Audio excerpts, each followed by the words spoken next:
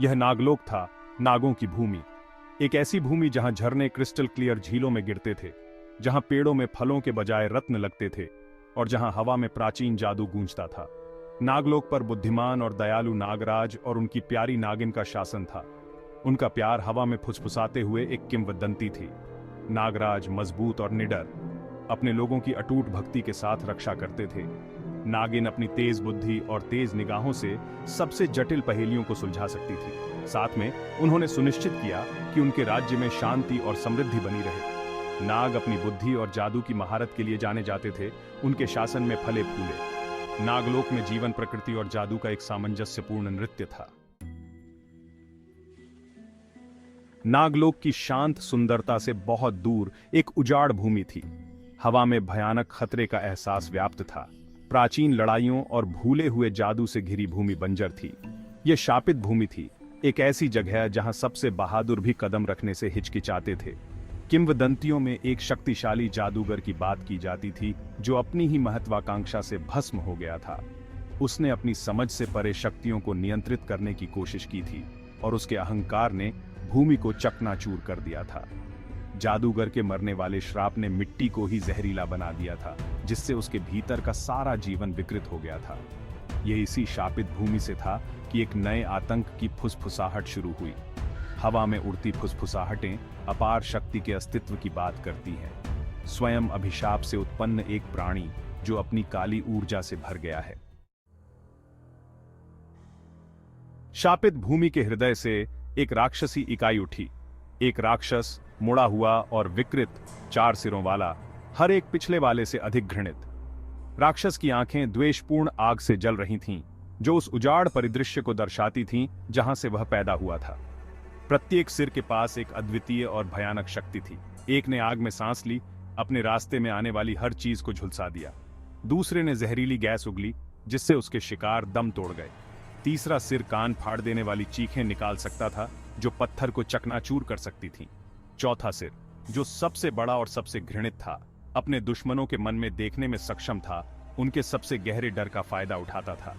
राक्षस भूमि के श्राप से प्रेरित और विनाश की एक अतृप्त भूख से प्रेरित होकर नागलोक के अनसुने राज्य पर अपनी नजरें गड़ाए हुए था।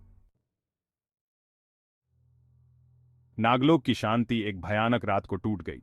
शापित भूमि से उत्पन्न विचित्र प्राणियों की एक टुकड़ी का नेतृत्व करते हुए राक्षस ने पहले से न सोचे समझे राज्य पर एक आश्चर्यजनक हमला किया। नाग इस तरह के हमले के लिए तैयार नहीं थे। बहादुरी से लड़े, लेकिन जल्दी से अभिभूत हो गए। राक्षस की हंसी कभी शांतिपूर्ण घाटियों से गूंजती थी, जो उसकी बढ़ती शक्ति का एक भयावह प्रमाण थी। उसके चारों सिरों ने कहर बरपाया, हर एक पिछले वाले से ज्यादा घातक। उसके आदेश के तहत जीवन के विकृत उपहास राज्य के माध्यम से झुंड बनाकर आगे बढ़े, जिससे उनके पीछे विनाश का रास्ता बन गया। सबसे बहादुर नाग योद्धाओं के दिल भी दहशत से भर गए। नागराज और नागिन हमले के प्रति सचेत होकर अपने लोगों की रक्षा के लिए दौड़े। जो नजारा उन्हें देखने को मिला, उसने उनकी रीढ़ की हड्डी को ठंडा कर दिया। उनके प्रिय नागलोक पर अकल्पनीय बुराई की ताकत हावी हो रही थी। भाग 5। एक भविष्यवाणी याद आई।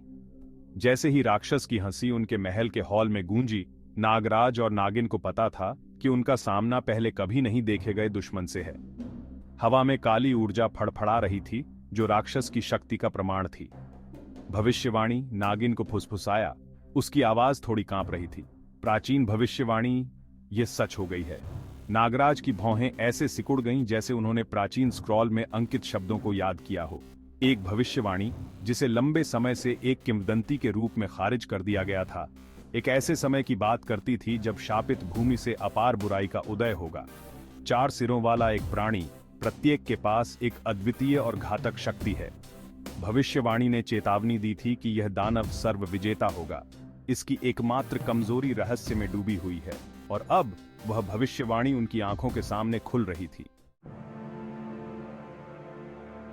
भाग 6।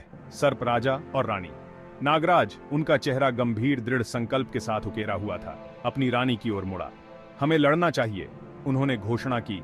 उनकी आवाज अधिकार के साथ गूंज रही थी। अपने लोगों के लिए, नागलोक के लिए, हमें इस बुराई के खिलाफ खड़ा होना चाहिए। नागिन, उसकी आंखें एक भयंकर रोशनी से जल रही थीं, सहमति में सिर हिलाया। वह स्थिति की गंभीरता को जानती थी, लेकिन उसके दिल में डर की कोई जगह नहीं थी। जब तक उसके लोग खतरे में थे तब तक नहीं। अपने लोगों के लिए हमारा प्यार ही हमारी ताकत है, उसने कहा। उसकी आवाज दृढ़ थी। साथ मिलकर हम इस राक्षस को मिटा देंगे और अपने घर की रक्षा करेंगे।